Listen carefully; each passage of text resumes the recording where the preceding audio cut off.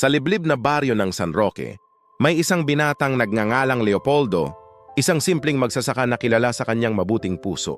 Gabi-gabi, tumitingala siya sa mga bituin at doon, ibinubulong ang mga pangarap na hindi niya masabi sa iba. Isang malamig na gabi, habang pinapastol ang kanilang kalabaw, napansin niyang may batang babae na nakaupo sa lumang tulay. Umiiyak, nanginginig at tila walang mauuwian. Nilapitan niya ito at marahang tinanong, "Ayos ka lang ba?" "I'm Amparo." Mahinang tugon ng bata. "Iniwan ako ng mga taong dapat nag-aalaga sa akin." Tinulungan ito ni Leopoldo at dinala sa kanilang bahay. Doon inalagaan nila ni Nanay Rosa ang bata. Sa pagdaan ng mga buwan, lalong naging malapit sina Leopoldo at Amparo. Siya ang nagturo kay Amparo kung paano muling ngumiti at si Amparo naman ang nagturo kay Leopoldo kung paano muling mangarap ng mas malaki kaysa sa bukirin. Isang gabi, habang nakahiga sila sa damuhan, tinanong ni Amparo, "Sa tingin mo, may bituin ba para sa bawat pangako?" Ngumiti si Leopoldo, "Kung meron man, doon ko ilalagay ang pangako ko para sa'yo." At doon nagbitaw siya ng pangakong hindi niya malilimutan.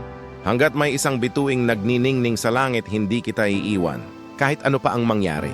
Ngunit dumating ang araw na kinuha si Amparo ng mga social worker. May mga kamag-anak pala siyang lumitaw at nagangkin sa kanya. Wala nang nagawa si Leopoldo. "Leopoldo, yung pangako mo sa bituin, totoo pa ba yon?" Sigaw ni Amparo habang inilalayo. "Higit pa sa totoo," sagot niya. "Hintayin mo ako." Lumipas ang 7 taon. Lumaki si Amparo kasama ang mga bago niyang kamag-anak, ngunit gabi-gabi, ang bituing sinumpaan nila ni Leopoldo ang nagbigay lakas sa kanya. Si Leopoldo naman ay nag-ipon, nagtrabaho sa iba't ibang lugar at hindi tumigil sa paghahanap kay Amparo.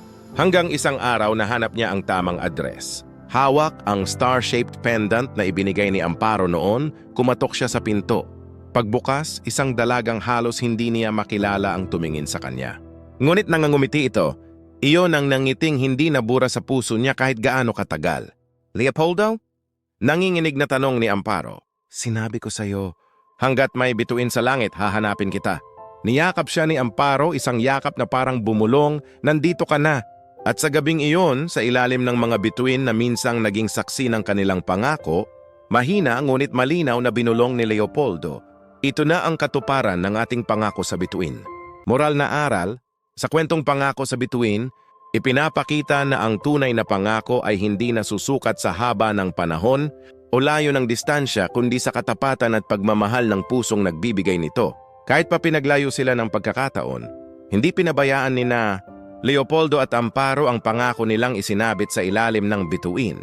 Ipinapaalala nito sa atin na minsan, sinusubok ng buhay ang ating katatagan, tiwala at pananampalataya sa sarili, sa tao at higit sa lahat sa Diyos.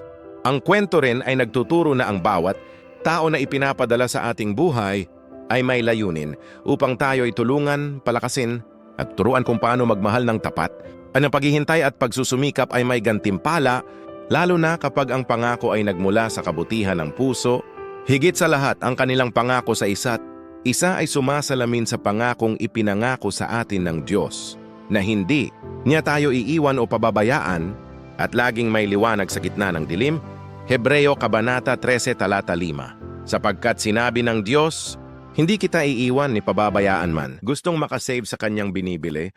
Bumisita sa Smart Save to Shop, ilalagay ko lang ang link sa comment section. Gustuhan mo itong video na ito, maaring mag-like, magkomento, ibahagi, malaking tulong na yun sa aming content creator. At sundan para updated ka sa nilalabas naming video. Forever bless, God bless you. Ingat!